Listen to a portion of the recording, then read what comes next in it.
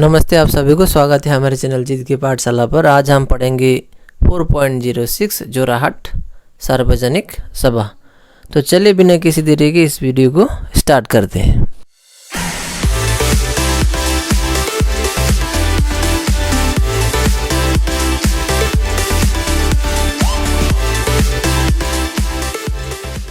The Jorrahat Sarvajanik Sabha was founded in 1884 by Jagannath Barua at Jorhat.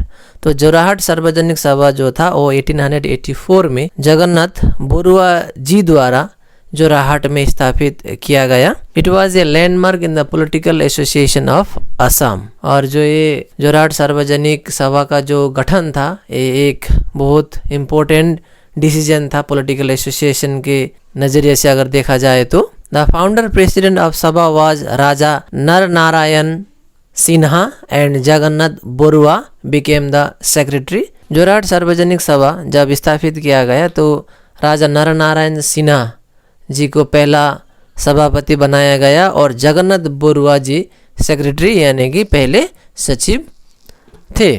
Borooah while studying at Presidency College, Calcutta, was inspired by the work of association like the Atmiya Sabha, Patriots Association, Indian Association and others in Bengal. तो जगन्नाथ बोरुआ जी जब कोलकाता में पढ़ रहे थे presidency college में, तब वहाँ पे उन्होंने कई संगठनों को देखा जैसे आत्मीय सभा, भारतीय संस्था आदि, और उनसे वे प्रेरित होकर आसाम के जनसाधारण की उन्नति के लिए आसाम में इस संस्था यानी कि जोराहट सार्वजनिक सभा को गठन किया। He wanted to form similar association in Bengal to represent the aspirations and grievances of the people and to pressurize the government to take steps to develop the provinces। तो वे चाहते थे कि बंगाल में जिस तरह से अलग अलग संगठनों ने काम किया बंगाल को डेवलप करने के लिए, उसी तरह का एक एसोसिएशन आसाम में खोल के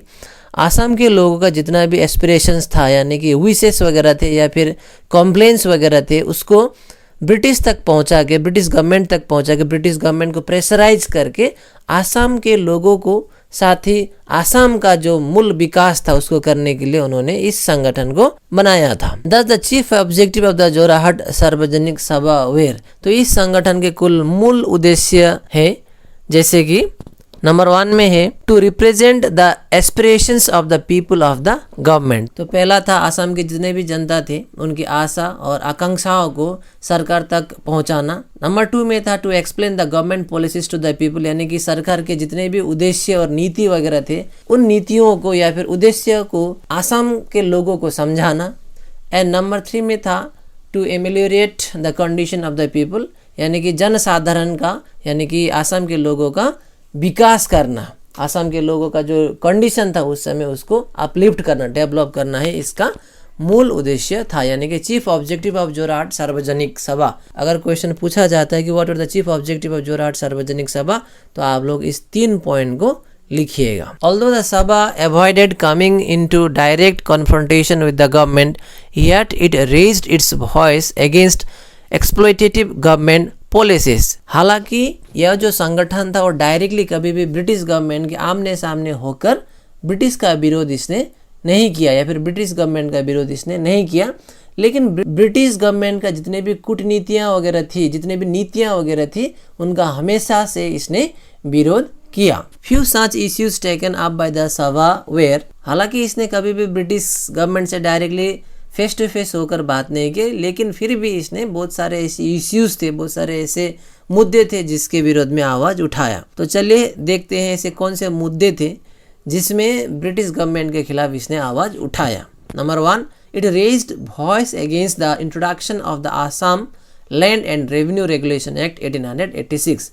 सबसे पहले तो 1886 में जब ब्रिटिश सरकार की भूमि कर व्यवस्था आई 1886 में, तो उसके विरोध में इसने आंदोलन करना स्टार्ट किया। यानी कि ब्रिटिश का जो लैंड रेवेन्यू सिस्टम था उस समय जो 1886 में आया, उसका विरोध जोराहट सार्वजनिक सभा ने किया था।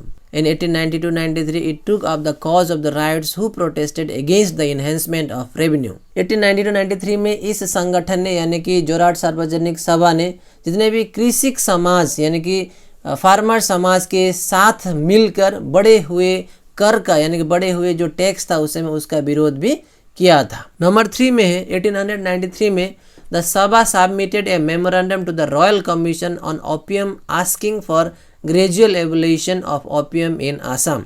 तो 1893 में जोरहाट सार्वजनिक सभा ने रॉयल कमीशन को एक मेमोरेंडम दिया, एक पत्र दिया, वो ओपियम के खिलाफ था यानी कि अफीम के खिलाफ। और उसमें उस पत्र में इन लोगों ने मांग किया कि धीरे धीरे से ओपियम का जो कल्टीवेशन हो रहा था उसको आसाम में बैन किया जाए। The Sabha was strongly against the partition of Bengal in 1905। Jorhat Sarvajanik Sabha partition of Bengal के खिलाफ था। The Sabha opined that the political future of the Assam would be endangered if Assam is annexed with East Bengal. और जोरहाट सार्वजनिक सभा ने उस समय कहा था कि आसाम का जो पॉलिटिकल फ्यूचर है वो खतरे में पड़ सकता है अगर आसाम को ईस्ट बंगाल के साथ में मिला दिया जाए।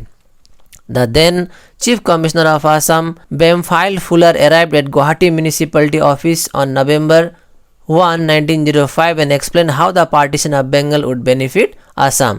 तो उस समय के जो चीफ कमिश्नर ऑफ आसाम थे बेम्फाइल फुलर, वो गुवाहाटी आए नवंबर 1, 1905 को और आगे उन्होंने आसाम के लोगों को समझाया कि किस तरह पार्टीशन ऑफ बंगाल आसाम को फ़ायदा पहुंचाएगा। Manik Chandra Borua the secretary of Assam association and Jagannath Borua the president of Jorhat Sarvajanik Sabha were convinced to be benefited and gave up anti-Bengal partition mentality।